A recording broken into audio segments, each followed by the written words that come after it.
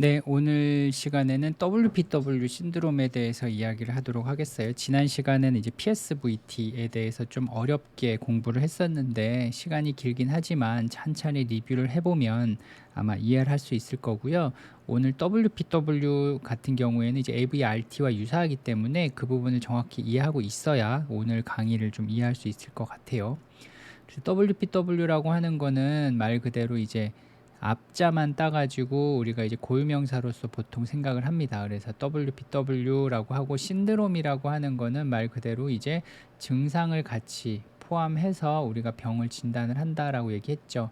그래서 WPW라고 하는 심전도는 이런 형태의 심전도를 보일 때 우리가 WPW의 심전도다라고 얘기를 하고요. 여기에 플러스 증상, 예를 들어서 뭐 빈맥이라든지 두근거림이라든지 이런 증상을 동반하는 경우에 우리가 이제 WPW 신드롬이라고 정의를 해요.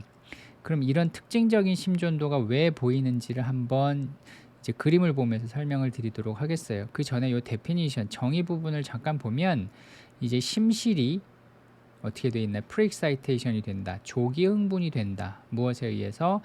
안테그레이드 컨덕션이 되는 액세서리 패스에 의해서. 좀 말이 어렵죠. 그래서 한번 그림을 보도록 하겠어요.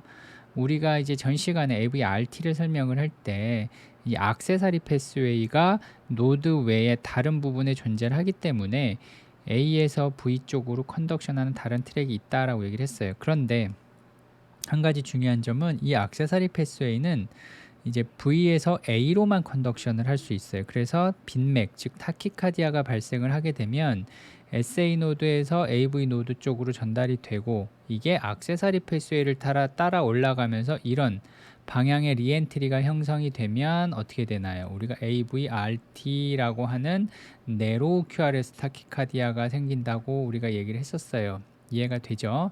그런데 WPW라고 하는 거는 이 액세서리 패스웨이가 능력이 한 개 더 있어요. 즉 V에서 A로만 전달이 되는 것이 아니라 A에서 V로도 전달을 시킬 수 있어요. 그래서 어떻게 되나 한번 봅시다. 정상적인 노드는 에이트리움에서 벤트리클 쪽으로 전달을 할 때 컨덕션을 딜레이 시켜요. 그걸 우리가 이제 데피니션을 디크리멘탈 프로퍼티다라고 용어 정의를 해요. 그래서 A에서 V 쪽으로 신호 전달할 때 어느 정도 속도가 빨라지면 조금씩 연장을 시켜요. 그래서 어느 한계 이상 하트레이트가 빨라지지 않도록, 어느 한계 이상 벤트리클이 흥분하지 않도록 막아주는 역할을 해요. 그렇기 때문에 에이트리움에서 예를 들어서 뭐 아주 상당히 빠른 부정맥이 일시적으로 나왔다 하더라도 그 신호를 벤트리클로 모두 전달하지 않아요. 어느 정도 걸러주면서 두 번에 한 번 정도 컨덕션을 한다든지 이런 특성이 피지올로직하게 AV 노드에 있기 때문에 우리는 평생 동안 서든 데스를 하지 않고 살 수가 있는 거예요. 만약 이런 특성이 없다면 에이티리움에서 흔하게 생길 수 있는 뭐 빠른 맥이 생겼을 때 그 신호가 다 V로 전달이 됨으로써 이제 심장이 갑자기 박동수가 뭐 200회, 300회가 되면서 급사할 수 있는 위험이 있는 거죠. 그런데 LV 노드는 이런 것들을 걸러주는 역할을 한다. 피지올로직하게 그런 역할이 있기 때문에 우리가 살아갈 수 있다라고 얘기를 했어요. 그런데 액세서리 패스웨이는 이런 역할이 없어요. 정상적으로 있는 조직이 아니기 때문에 그래요. 그런 경우에 어떻게 되나요? 에이트리움에서 어떤 부정맥이 발생을 했을 때 노드에선 전달이 안 되지만 액세서리 패스웨이로는 전달이 돼요. 그리고 AV 노드에서 지연시키는 현상도 없기 때문에 아주 빠르게 벤트리클로 전달이 돼요. 그래서 심전도를 한번 봅시다. 예를 들어서 P웨이브가 발생을 했어요. 그런데 벤트리클 쪽으로 전달이 될 때 노드 쪽으로 전달이 되는 거는 시간 지연이 있기 때문에 아직 전달이 안 돼요. 하지만 액세서리 패스웨이 쪽으로는 이미 지연이 없기 때문에 벤트리클이 흥분하기 시작해요. 벌써부터. 그래서 2번 영역에 마이오카디움이 흥분을 하게 되고 그것이 심전도에서는 이렇게 2번과 같은 QRS가 이미 만들어지기 시작하는 거죠. 그리고 나중에 3번 트랙을 통해서 컨덕션 트랙을 통해서 이제 벤트리클이 흥분을 하게 되면 정상적인 QRS가 나와요. 그래서 2번, 3번이 합쳐진다라고 하면 어떻게 되나요? QRS 시작 부분에 이렇게 삼각형 모양, 우리가 흔히 델타가 이렇게 얘기를 하잖아요.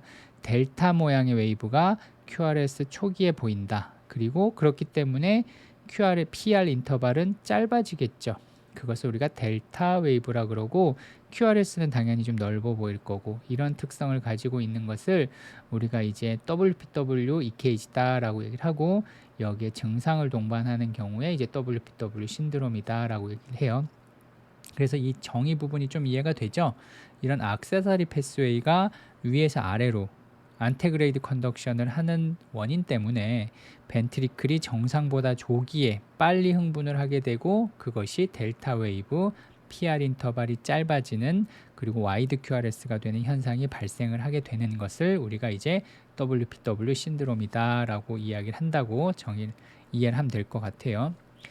그리고 이게 이 WPW 신드롬에 의해서 생성되는 빈맥을 한번 봅시다. 우리가 이제 이 부분 올소드로믹 AVRT 우리가 아까 지난 시간에 배웠던 전형적인 노드를 통해서 컨덕션이 되고 액세서리 패스웨이를 따라 VA 컨덕션이 되는 이런 형태의 리엔트리가 만들어지는 게 이제 AVRT. 이때는 어때요? 네로우 QRS 타키카디아가 생겨요. 왜냐하면 컨덕션이 AV 노드를 따라서 컨덕션 트랙을 따라서 액티베이션이 되기 때문에 컨덕션이 네로우 QRS가 돼요. 이 경우에는 말 그대로 AV 노드가 어느 정도 레이트가 올라가면 블럭이 되거나 해서 하트레이트가 올라가지 않기 때문에 당장 그렇게 위험하진 않아요. 하지만 안티드로믹 반대 방향을 돈다고 생각을 해봅시다.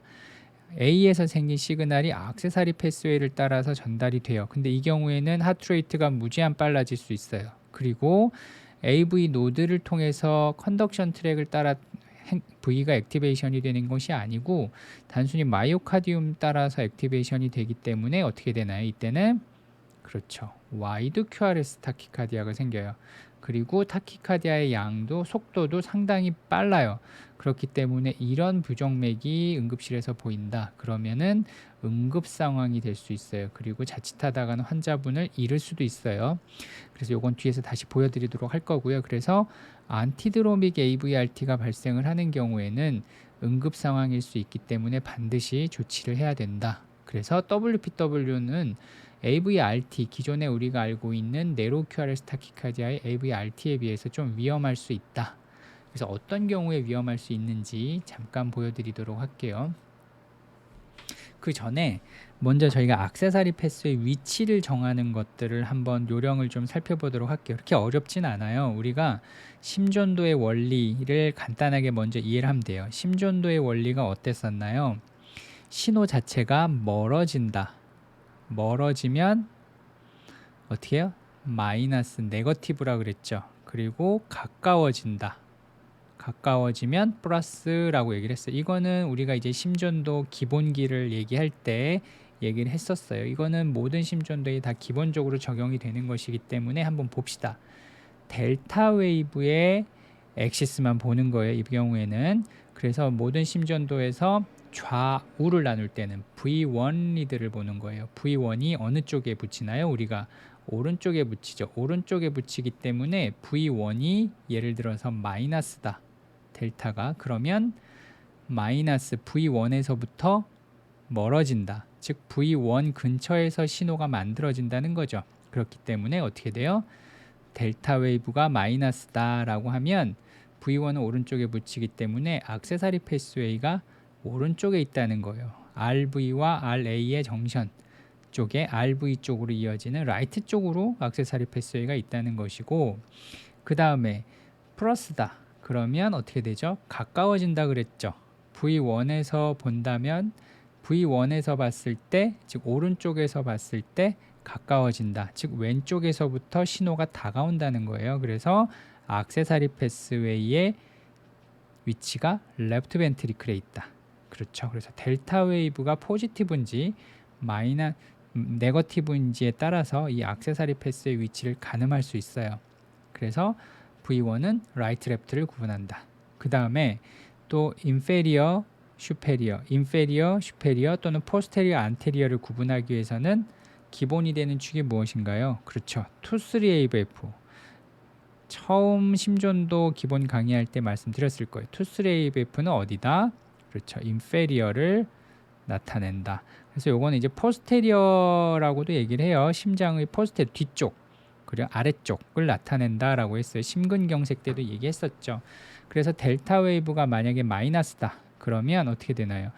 inferior 또는 posterior에서부터 멀어진다. 즉 위치가 posterior에 있다. 그래서 right 델타가 마이너스고 투스 AVF도 마이너스다. 그럼 right ventricle의 posterior septum 쪽에 액세서리 패스웨이가 있다라고 얘기를 해요. 왜냐하면 이제 저희가 시술할 때 미리 어느 정도 위치를 가늠하고 들어가야 되기 때문에 그렇죠. 그 다음에 요걸 한번 볼까요? inferior axis. inferior axis라고 하는 거는 전기 신호가 superior 위에서부터 아래로 내려온다는 거예요. 그 말은 첫 번째랑 반대되는 거죠. 즉 포지티브 델타.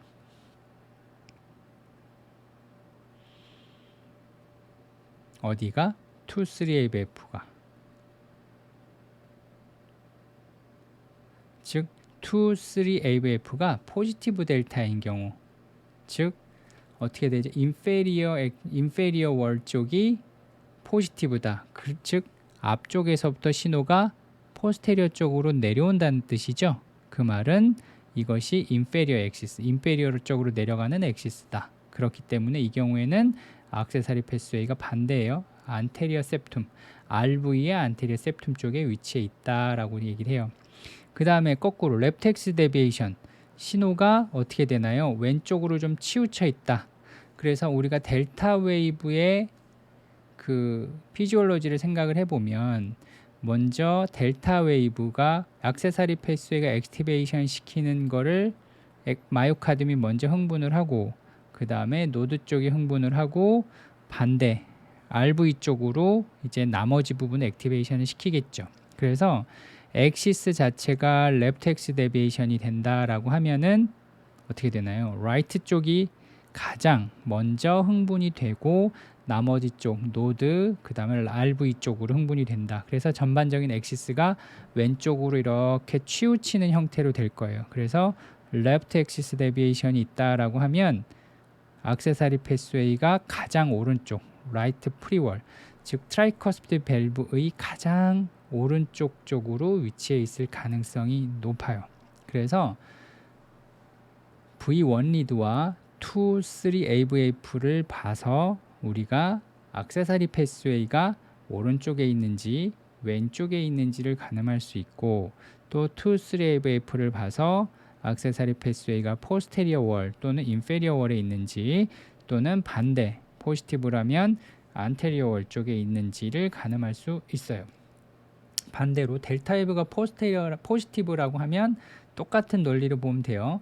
2, 3 AVF가 네거티브다. 그러면 포스테리어 septum 이 경우는 LV의 포스테리어 septum에 있다는 얘기고요.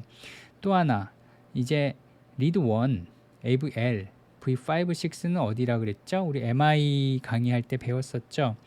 왼쪽 가장 왼쪽 랩트 라테랄 마이트럴 밸브의 랩트 라테랄 사이드가 리드 1, AVL, V5, 6 정도라고 얘기했어요. 근데 여기가 이제 마이너스 네거티브 델타다. 그러면 그쪽에 델타 웨이브가 있다는 거죠. 거기서부터 멀어지는 시그널이니까. 그래서 이런 경우에는 랩트 벤트리클의 랩트 레터럴 사이드에 액세서리 패스웨이가 있을 가능성이 높다라고 생각을 할 수 있어요. 우리가 이제 액세서리 패스의 위치를 이렇게 심전도의 특성만 가지고 가늠을 해보는 이유는 실제 이제 액세서리 패스웨이를 시술하기 위해서 카테터 어블레이션을 하는데 어느 어프로치를 해야 되는지를 미리 가늠을 할 수 있어야 되기 때문에 이런 것들을 미리 공부를 해보는 거예요. 자, 한번 이제 실제 심전도를 가지고 공부를 해봅시다. 이게 이제 WPW 신드롬의 전형적인 심전도인데 한번 볼게요. 여기부터 확대를 좀 해볼까요? 어때요? PR 인터벌이 짧죠. 그리고 삼각형 모양의 델타 웨이브가 보이고 QRS는 넓어요. 그렇다는 것은 어딘가 액세서리 패스웨이가 A에서 V 쪽으로 컨덕션이 되고 있다. 즉 델타 웨이브가 있는 거예요. 근데 환자가 예를 들어서 증상을 동반했다. 그러면 WPW 신드롬이라고 이제 정의를 해줄 수가 있어요. 그쵸? 그러면 우리가 한번 이 환자분의 위치를 한번 파악을 해볼게요. 그 델타 웨이브의 위치 이제 참고적으로 한번 봅시다. V1에서 어떤가요? 델타 웨이브가 플러스죠. V2도 플러스. 여기가 델타 웨이브예요. 쭉 따라 올라가 보면 V1에서 플러스 델타 웨이브, 즉 액세서리 패스웨이가 레프트 사이드에 있을 가능성이 높아요. 그 다음 투3 AVF를 볼까요? 여기 투3 AVF를 보면 리드 2는 플러스, 리드 3는 마이너스네요. AVF는 플러스 마이너스 약간 섞여 있고, 그 말은 포스테리어, 인페리어 사이드로 좀 치우쳐 있을 가능성이 높다는 거죠. 그 다음 AVR은 어떤가요? 그렇죠. 네거티브죠. 그 말은 라이트 사이드에 조금 더 가깝다. AVL은 플러스네요. 즉 오른쪽에서 왼쪽으로 시그널이 간다. 그렇기 때문에 종합적으로 판단을 해보면 델타 웨이브의 형태를 비추어 봤을 때 액세서리 패스웨이는 레프트 사이드에 포스테리어 septum 쪽에 있을 가능성이 높다. 이렇게 추정을 해볼 수가 있어요. 이제 분석적으로 하나를 더 봤던 거고요. 다음 슬라이드를 한번 봅시다. 실제 인덕션이 됐어요. QRS가 좁죠. 네로우 QRS 타키카디아가 생성이 됐어요. 이건 지난 시간에 했던 그 전형적인 AVRT 네로우 QRS 타키카디아라고 생각할 수 있어요. 그렇다면 이제 다음 슬라이드를 한번 볼까요? 전형적으로 와이드 QRS를 보이죠. 여기 한번 확대를 해서 볼게요. 보시는 것처럼 QRS가 한 칸, 두 칸, 세 칸, 네 칸 정도 와이드 QRS가 생성이 됐어요. 이런 경우에는 환자분이 혈압이 떨어지거나 컬랩스할 가능성이 높아요. 앞선 슬라이드에서는 네로우 QRS 타키카디아이기 때문에 레이트가 조금 빨라지더라도 혈압이 떨어지거나 그런 일은 생기지 않아요. 하지만 이렇게 와이드 QRS가 생기는 경우에는 이제 컨덕션 트랙을 따라서 신호 전달이 되는 것이 아니고 액세서리 패스웨이를 따라서 비정상적으로 신호 전달이 되기 때문에 이 경우에는 위험할 수 있어요. 그래서 뭐 카디오 버전을 한다든지 응급 상황에서 적절한 조치를 취해야 되는 응급 상황이라고 볼 수 있겠죠. 그래서 정리를 한번 해봅시다. 이것은 이제 치료 부분이기 때문에 심전도의 영역을 좀 넘어가요. 이런 건 이제 다음에 이제 추가적인 강의를 진행하도록 하겠고요. 심전도만을 놓고 보았을 때 아무런 증상이 없다 라고 하면 이것은 신드롬이라고 정의하지 않아요. 그냥 단순히 WPW 심전도다, 이렇게 그냥 이제 델타 웨이브가 있는 심전도다 라고 얘기를 하고요. 뭐 환자분이 팔피테이션이라든 이런 증상이 있을 때 예를 들어서 네로우 QRS 타키카디아가 생성되었다, 그런 거는 이제 어떻게 되나요? 올소드로믹인 경우에는 비교적 안전하지만 안티드로믹인 경우에는 와이드 QRS가 생성이 되면서 위험할 수 있다라고 얘기를 했어요. 그리고 마지막에 보여드린 슬라이드처럼 상당히 빠른 H룸에서의 이런 부정맥이 발생했을 경우에 액세서리 패스웨이를 통한 V 컨덕션이 되면서 와이드 QRS가 생성될 수 있다.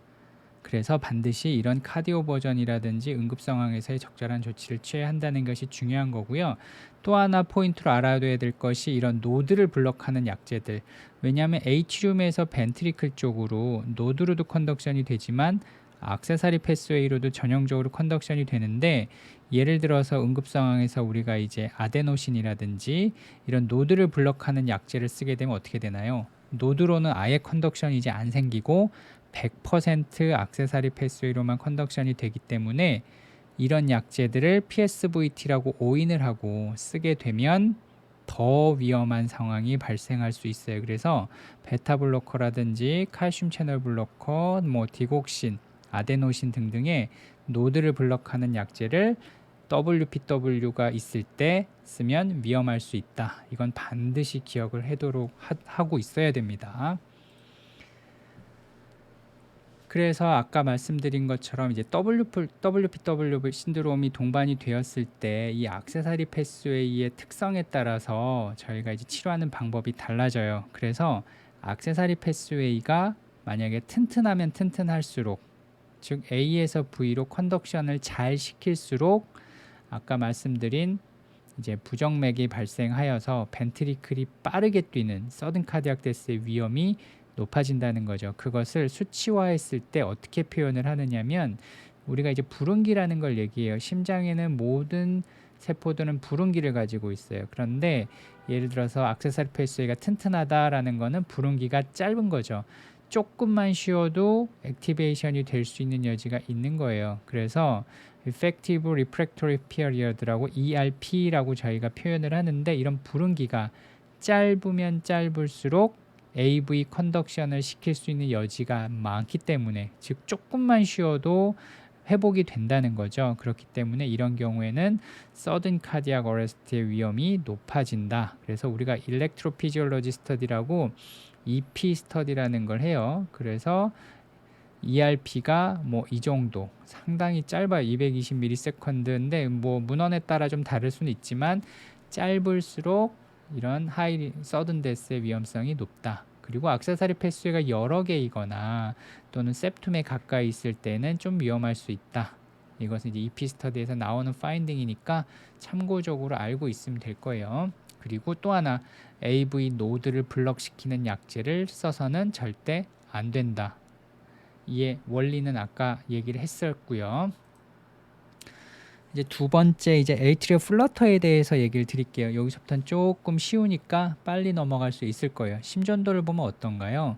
밑에를 보면 이렇게 울퉁불퉁한 톱니바퀴 모양으로 생기죠. 그래서 우리가 이제 교과서에서도 톱니바퀴 모양의 에이트리얼 모폴러지를 가지고 있는 경우에 우리가 이제 심방 조동이다 이렇게 얘기를 하고 있어요. 심방 세동과는 좀 다르죠. 그래서 이게 왜 생기는지를 한번 보여드릴게요. 요거는 아까와 비슷한 조동인데 형태가 조금 비전형적이에요. 그래서 이걸 우리가 atypical, 비전형적인 플러터다라고 얘기를 하고요. 요런 거를 이제 전형적인 typical atrial flutter 이렇게 얘기를 해요. 그걸 한번 보여드릴게요. 그 전에 하나 이제 감별할 수 있는 걸 보여드릴게요. 이제 응급실에서 우리가 이제 아데노신이라는 걸 흔히 써요. 이걸 쓰는 목적은 우리 PSVT에도 얘기한 것처럼 AV 노드를 일시적으로 블럭을 시키는 거예요. 즉 H륨에서 시그널이 막 연속적으로 빨리 나올 때 아데노신을 주게 되면 AV 노드가 일시적으로 블럭이 되고 벤트리클로 전달이 안 되기 때문에 QRS가 안 나오겠죠. 그러면 심전도에서는 H륨 시그널만 나오게 돼요. 그런 경우에 H륨이 도대체 어떤 시그널인지를 더 잘 볼 수 있어요. 그래서 에이트리얼 플러터인지 또는 에이트리얼 타키카디아인지 감별이 잘 안 된다. 그렇다 그러면 아데노신을 줘 볼 수 있고요. 주었다 그랬을 때 이런 형태를 보일 수 있어요. QRS가 이쯤에서 나왔을 텐데 블럭이 되면서 안 나온 거죠. 그럼 어떤가요? 에이트리움의 시그널이 명확하게 톱니바퀴 모양으로 보이고 있죠. 그러면 우리가 이제 에이트리얼 플러터다라고 이제 명확하게 진단을 할 수 있는 거예요. 그래서 아데노신을 진단 목적으로 쓰는 것도 유용할 수 있다. 그래서 하나 보여드렸고요. 티피컬 에이트리얼 플러터에 대해서 잠깐 보여드릴게요. 그것은 이제 해부학적인 구조 때문에 생길 수 있는 이제 부정맥이라고 보시면 돼요. 이거는 라이트 H륨을 이렇게 잘라서 보았을 때 여기가 이제 크리스티나 터미널리스라는 구조가 이렇게 있어요. 심장이 앞쪽과 뒤쪽이 만나는 접합부의 구조이고 크리스타 터미널리스라는 구조가 있고 여기 그 코로너리 사이너스의 오스가 여기쯤에 있을 거예요. 카디악 베인이 뒤쪽에서 넘어오면 그 다음에 트라이커스피 밸브의 애뉴러스가 이런 식으로 있을 것이고요. 그리고 이쪽에 이제 유스타키안 밸브가 있고 그렇게 되면 그 서두에 말씀드린 리엔트리를 이루기 위한 서킷이 이런 식으로 자연스럽게 만들어지죠. 전형적인 해부학 구조에 의해서. 그렇기 때문에 이제 어떤 뭐 비정상적인 구조가 아니라 정상적인 해부학 구조에 의해서 이렇게 트랙이 만들어지게 되고 이 트랙을 따라서 신호가 우연히 뺑뺑 돌게 된다. 그러면 만들어지는 것이 전형적인 typical atrial flutter. 그리고 보통은 이렇게 반시계 방향으로 도는 게 정상이에요. 그래서 counterclockwise typical flutter가 가장 전형적이다. 그리고 이제 해부학적인 구조 때문에 생기기 때문에 여기 한 바퀴 돌 때의 시간이 거의 일정해요. 그래서 보통 한 바퀴 돌 때마다 벤트리클 쪽으로 신호가 계속 전달이 되면 보통 하트레이트가 어떻게 150회, 1분에 150회 정도에서 딱 만들어지게 돼 있어요. 심장이 크거나 작거나에 따라 약간 차이는 있지만 그래서 아까와 같은 톱니바퀴 모양이 만들어지면서 하트레이트가 정말 정확하게 150회 정도에서 계속 나온다. 그러면 우리가 에이트리얼 플러터를 조금 더 의심해 볼 수가 있고요. 감별이 잘 안 된다. 그러면 아데노신을 주게 되면 그 A 웨이브가 전형적으로 보일 수 있어요. 에이티피컬인 경우에는 어떻게 되냐? 보통 우리가 이제 카운터 클럭으로 반시계 방향으로 돌게 되는데 이제 이게 거꾸로 돌 수도 있겠죠. 클럭 와이즈 시계 방향으로 도는 리엔트리가 만들어지면서 플러터가 만들어질 수도 있어요. 이것도 전형적인 티피컬 플러터이긴 한데 그때는 시그널이 뒤집힐 거예요. 그걸 한번 보여드릴게요. 보시는 것처럼 심장에다가 저희가 심전도를 찍을 때 V1 리드가 한 이쯤에 있다라고 생각을 할 수 있겠죠. 앞쪽에 있으니까. 그 다음에 inferior 리드 보통은 이제 2, 3, AVF가 아래쪽에 있을 거예요. 그렇다면 여기서 리드가 이제 바라보겠죠. 그러면 우리가 이제 카운터 클럭와이즈 티피컬 플러터가 있다. 그럼 이렇게 도는 플러터가 있어요. 그러면 인페리어 리드에서 볼 때는 어떻게 되나요? 신호가 멀어지겠죠. 멀어지니까 2, 3 리드에서는 이렇게 네거티브 포션이 보일 것이고 V1 리드에서는 다가오겠죠. 그래서 플러스가 나올 거예요. 이런 형태가 나올 것이고요. 반대로 클럭 와이즈로 도는 플러터다. 그러면 어떻게 되죠? 2, 3에서는 플러스, 그죠? 다가오는 형태가 되니까 플러스가 될 것이고 V1에서는 그에 해당하는 위치를 보았을 때 멀어지니까 마이너스가 나올 수 있어요. 그래서 요것과는 좀 반대 방향의 형태를 가질 수가 있을 거예요. 그래서 이런 것들을 가지고 우리가 어느 정도 감별을 해볼 수가 있겠다. 그래서 보통 inferior 리드 이렇게 V1 리드의 포션을 가지고 이런 것들을 감별을 해볼 수가 있어요. 그 다음에 이제 에이티피컬 플러터 같은 경우에는 이렇게 이제 우리가 보통 보는 해부학적인 구조를 따라 도는 것이 아니라 예를 들어서 뭐 심장 수술을 했다거나 아니면은 뭐 다른 오픈하트 서저리를 했다거나 하면 심장 자체에 어떤 흔적, 상처 조직이 남게 돼요. 그럼 그 상처 조직을 따라서 이제 리엔트리가 형성이 되면 지금과 같은 전형적인 뭐 인페리어와 V1에서의 플러스 마이너스의 전형적인 형태가 아닌 다른 형태의 플러터가 보일 수 있어요. 그런 것들을 총괄해서 우리가 에이티피컬 플러터다 이렇게 얘기를 해요. 그런 경우는 과거력이 좀 보통은 아까와 같은 수술력이 있거나 이런 사람들에게서 많이 생길 수 있어요. 그 다음이 이제 에이트리얼 타키카디아인데 요거는 심방 빈맥이라고 보통은 한글로 얘기를 하죠. 그래서 이것은 흔히 뭐 여러 가지 기전이 작용을 할 수가 있는데 보통은 이제 오토매티스티 또는 포칼 타키카디아라 그래서 한 개 또는 두 개의 어떤 초점에서 신호가 나오는 거예요. SA 노드 외에 다른 곳에서 신호를 만드는 세포들이 있어서 거기서 타키카디아를 유발을 하는 거죠. 심전도를 한번 볼까요? P웨이브와 QRS가 규칙적으로 나오는 건 맞는데 P웨이브의 위치가 조금 이상해요. 여기를 한번 볼까요? 여기를 보면은 2, 3 AVF에서는 보면 인페리어니까 전형적인 P웨이브는 어떻게 되나요? 위에서 아래로 내려오는 인페리어 엑시스가 되겠죠. 그러면 2, 3 AVF에서 보았을 때 P웨이브는 플러스의 형태를 가지고 있어야 돼요. 근데 어떤가요? 여기는 마이너스의 형태를 가지고 있어요.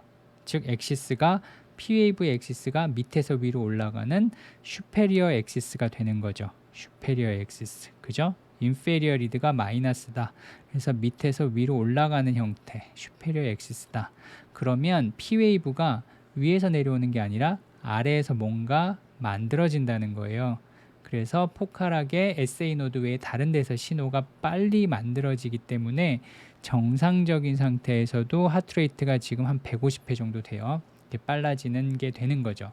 그럼 어느 위치에서 이런 포칼 타키카디아, 에이트리얼 타키카디아가 생길 수 있느냐? 연구를 한 사람이 있는데 보통은 해부학적인 어떤 접점에서 많이 생겨요. 그래서 찾아보면 아까 말씀드린 것처럼 이렇게 심장의 앞쪽과 뒤쪽이 만나는 구조 무엇인가요? 크리스타 터미날리스라 그랬죠. 여기서 많이 생겨요. 한 31% 여기 정도에서 많이 생겼다라고 문헌에서 조사가 돼 있고요. 또 하나 그렇죠.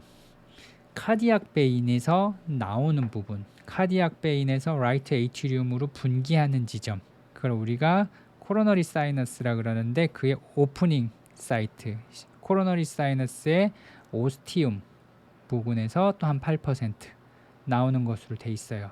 CS 오스라 그러죠. 거기가 여기쯤 될 거예요.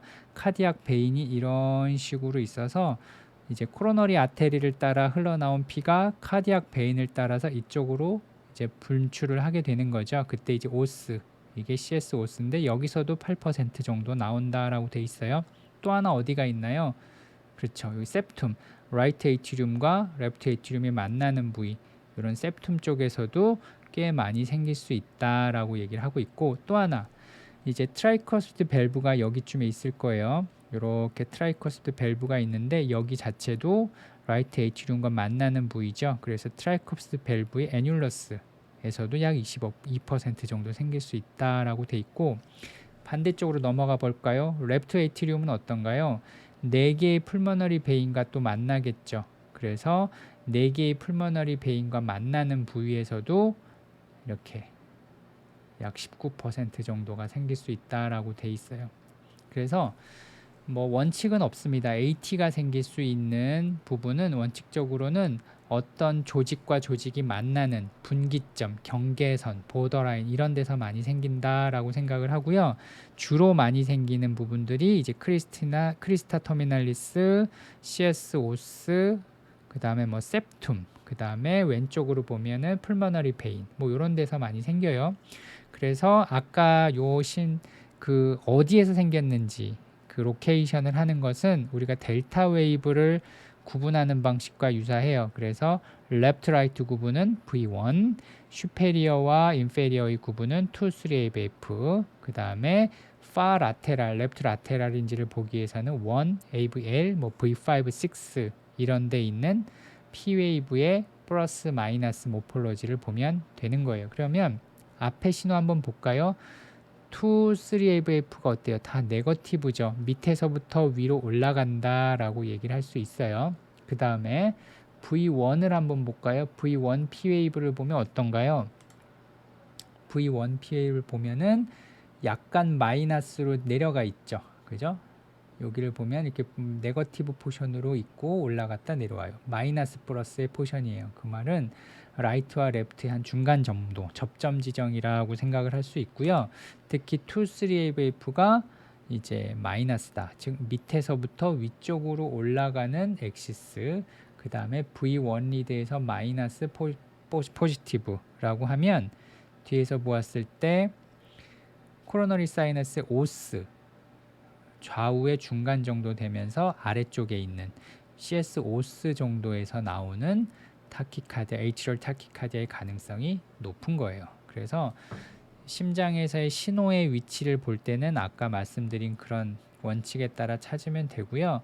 그 다음에 AT에서 가장 많이 나올 수 있는 위치는 이런 식으로 이제 추정을 해볼 수가 있겠어요. 자, 그리고 마지막 심전도인데 Atrial Fibrillation, 심방세동이라는 심전도예요. 이 병은 워낙 또 유명하고 중요한 병이 있지만 심전도 자체는 어렵진 않아요. 보시는 것처럼 P웨이브가 안 보이고 QRS가 상당히 불규칙해요. 이걸 우리가 이레귤러하다라고 얘기를 합니다. 그래서 H리움이 정상적으로 컨트랙션을 하고 신호를 만드는 게 아니라 불규칙하게 부르르르 떨고 있는 형태가 되는 거죠. 그래서 우리가 세동이라고 표현을 하는 거고요. 전형적으로 P웨이브가 만들어지지 않기 때문에 에이티리움의 컨트랙션도 없어요. 그리고 이렇게 에이티리움의 파형을 보아도 울퉁불퉁한 형태의 비전형적인 모양을 가지게 되죠. 그리고 컨덕션도 노드를 따라서 전달이 되는 간격이 일정하지 않기 때문에 하트레이트도 상당히 불규칙해요. 그래서 이제 이런 심전도를 보면 우리가 심방세동이다 라고 얘기를 하고요. 심전도 자체는 어렵진 않아요. 하지만 심방세동 자체의 치료라든지 뭐 앞으로의 예후라든지 이런 거에 대해서는 1시간 정도의 강의가 따로 있으니까 그때 또 말씀을 드리도록 하겠어요. 네, 이상 저희가 오늘은 이제 네로우 QRS 타키카디아에 대해서 얘기를 했고요. 긴 시간 동안 고생 많으셨어요. 다음 시간에는 이제 와이드 QRS 타키카디아에 대해서 얘기를 드릴 텐데 이것은 응급실에서 보통은 이제 응급한 상황들이 많이 있어요. 앞에도 AFib에 동반된 WPW 신드롬을 잠깐 말씀을 드렸는데 그것들을 포함해서 뭐 VT, 라든지 VF라든지 이런 아주 위험한 부정맥들, 응급 상황에서 반드시 처치를 해야 되는 부정맥들에 대해서 얘기를 할 테니까 다음 시간부터도 이제 강의에 집중을 할 수 있으면 좋겠어요. 네, 수고하셨습니다.